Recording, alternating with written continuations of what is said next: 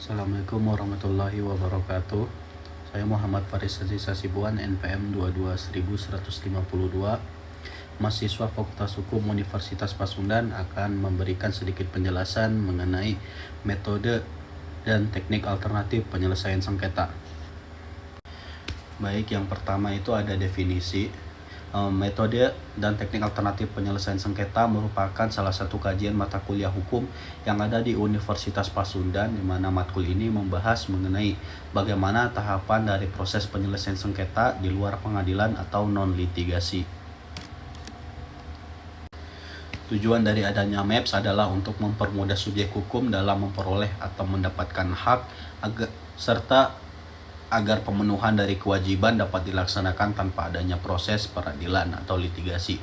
Keuntungan dari adanya MAPS ini adalah biaya yang dikeluarkan akan lebih murah jika dibandingkan dengan menempuh jalur hukum. Proses penyelesaian sengketa yang relatif singkat lalu melibatkan pihak ketiga yang netral agar proses penyelesaian sengketa dapat berjalan dengan baik.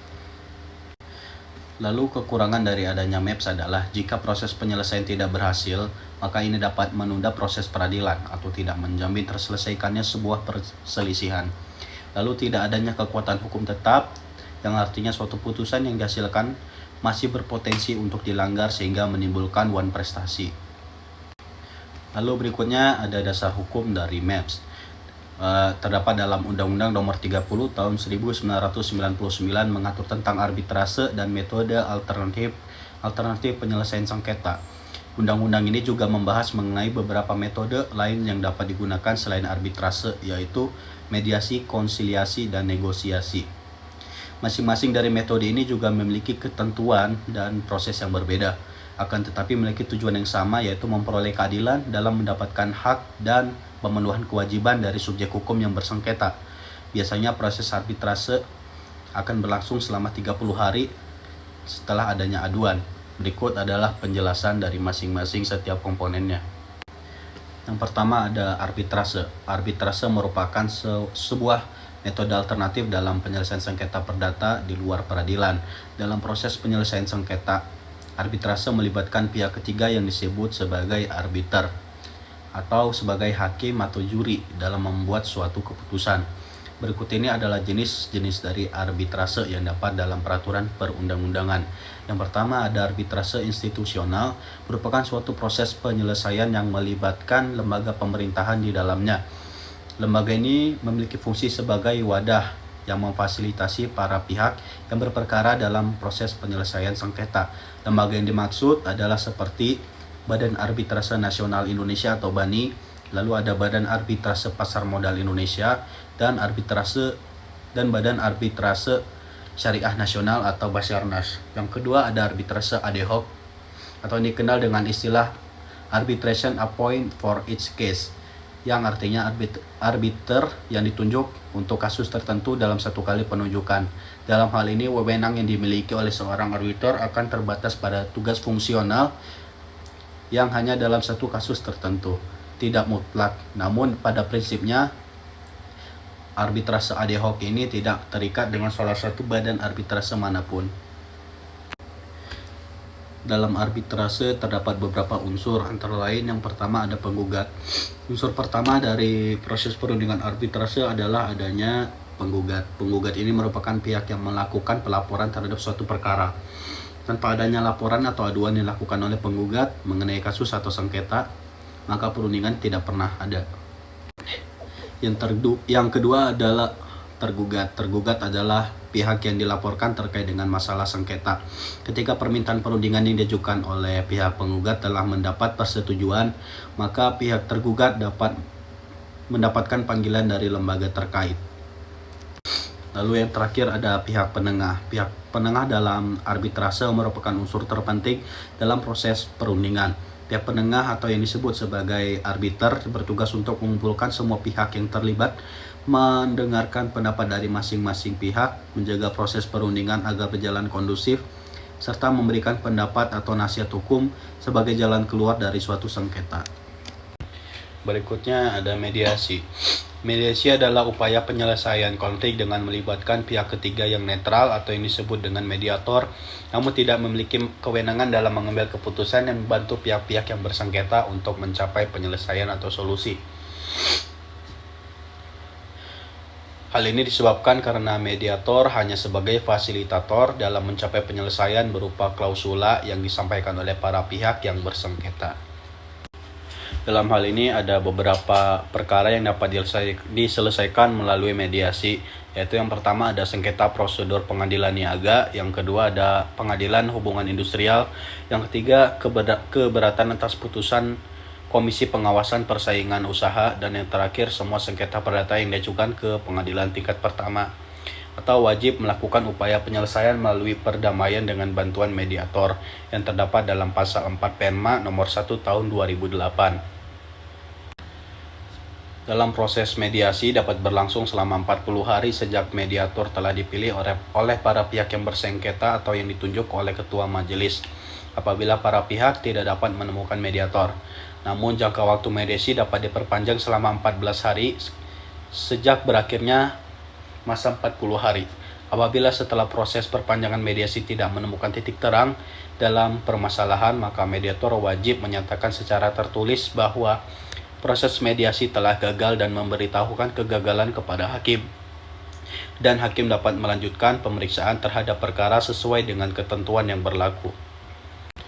Lalu mediator juga memiliki tugas-tugas yang harus dipenuhi sesuai dengan ketentuan pasal 15 Perma nomor 1 tahun 2008 bahwa 1. Mediator wajib mempersiapkan usulan jadwal pertemuan mediasi kepada para pihak yang akan dibahas dan disepakati bersama. Kedua, mediator wajib mendorong pihak secara langsung untuk hadir dan berperan dalam proses mediasi. Dan yang ketiga, mediator wajib mendorong para pihak untuk menelusuri dan menggali kepentingan para pihak dan mencari berbagai pilihan penyelesaian yang terbaik bagi para pihak. Lalu yang ketiga ada konsiliasi. Konsiliasi adalah usaha mempertemukan keinginan para pihak yang berselisih untuk mencapai persetujuan dan menyelesaikan perselisihan. Selain itu, penyelesaian secara konsiliasi dan penyelesaian hubungan industrial menurut Undang-Undang Nomor 2 Tahun 2004, konsiliasi adalah salah satu lembaga penyelesaian perselisihan di luar pengadilan yang melibatkan seorang pihak ketiga atau lebih sebagai penegak yang disebut sebagai konsiliator. Permintaan penyelesaian melalui konsiliasi dilakukan dengan cara menunjuk atau mengajukan permohonan penyelesaian secara tertulis kepada konsiliator yang ditunjuk dan telah disepakati oleh para pihak. Penyelesaian perselisihan melalui konsiliasi yang dapat dilakukan oleh konsiliator yang terdaftar pada kantor instansi ketenagakerjaan, kabupaten atau kota, tertuang dalam pasal 17 dan 18 Undang-Undang Nomor 2 Tahun 2004. Lalu jangka waktu dalam penyelesaian perselisihan melalui konsiliasi ini harus tuntas dalam waktu 30 hari kerja, terhitung sejak menerima permintaan dari salah satu pihak atau pihak yang berperkara dalam satu perusahaan. Ada beberapa manfaat dari adanya penggunaan konsiliasi dalam proses penyelesaian sengketa. Yang pertama, peluang dalam menyelesaikan sengketa secara damai. Penyelesaian perselisihan lewat konsiliasi biasanya memiliki peluang diselesaikan dengan cara damai atau kekeluargaan. Ini dikarenakan proses penyelesaian perselisihan tidak melalui pengadilan.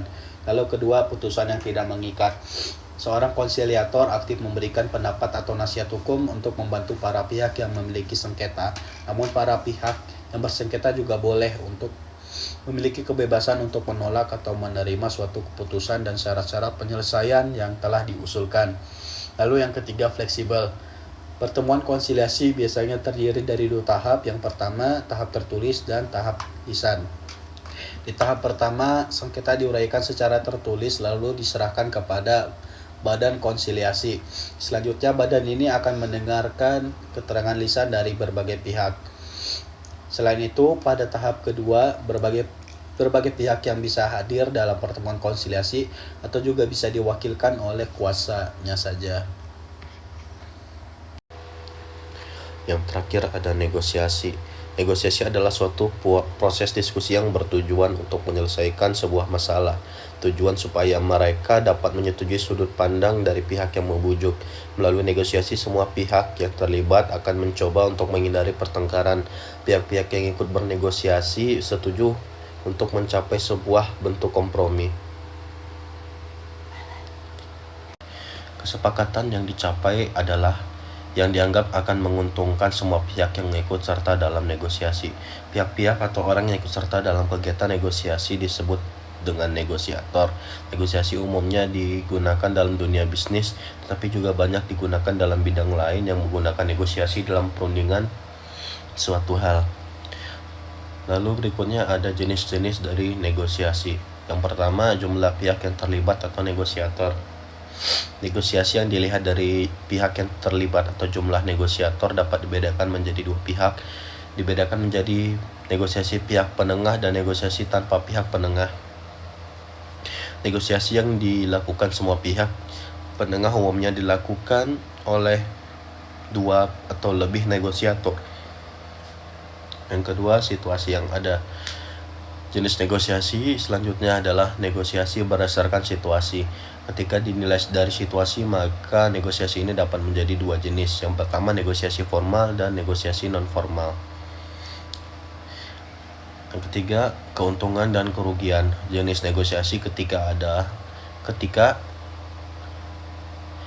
berdasarkan keuntungan dan kerugian. Jenis negosiasi ini dapat berdasarkan keuntungan dan kerugian yang ada. Jenis negosiasi ini dapat dibagi menjadi negosiasi kolaborasi, negosiasi dominasi, negosiasi akomodasi, dan negosiasi loss. Yang terakhir adalah faktor utama terjadinya sebuah negosiasi. Terdapat beberapa faktor yang harus diperhatikan oleh negosiator ketika melakukan negosiasi. Beberapa faktor yang perlu diperhatikan adalah sebagai berikut. Yang pertama, para pihak yang ikut serta. Yang kedua, hubungan. Ketiga, komunikasi. Ketiga, alternatif. Keempat, alternatif. Kelima, opsi realistis. Dan yang terakhir, klaim yang sah. Kesimpulannya adalah MAPS merupakan suatu rangkaian yang dapat digunakan dalam proses penyelesaian sengketa secara non-litigasi. MAPS dapat dijadikan sebagai alternatif favorit yang digunakan dalam proses penyelesaian sengketa. Hal ini disebabkan oleh MAPS memiliki beberapa keuntungan, diantaranya prosesnya yang relatif singkat, dapat menghemat biaya operasional, penyelesaian digunakan dengan melibatkan pihak ketiga sebagai juri atau hakim penengah, dan opsi pertama dalam proses penyelesaian sengketa. Penggunaan metode alternatif ini diharapkan dapat mengurangi duduk perkara yang ada di pengadilan dan juga diharapkan sebagai proses pertama dan terakhir sehingga dapat menghindari hal-hal yang tidak diinginkan oleh para pihak. Sekian yang dapat saya sampaikan. Wabillahi taufiq wal hidayah. Wassalamualaikum warahmatullahi wabarakatuh.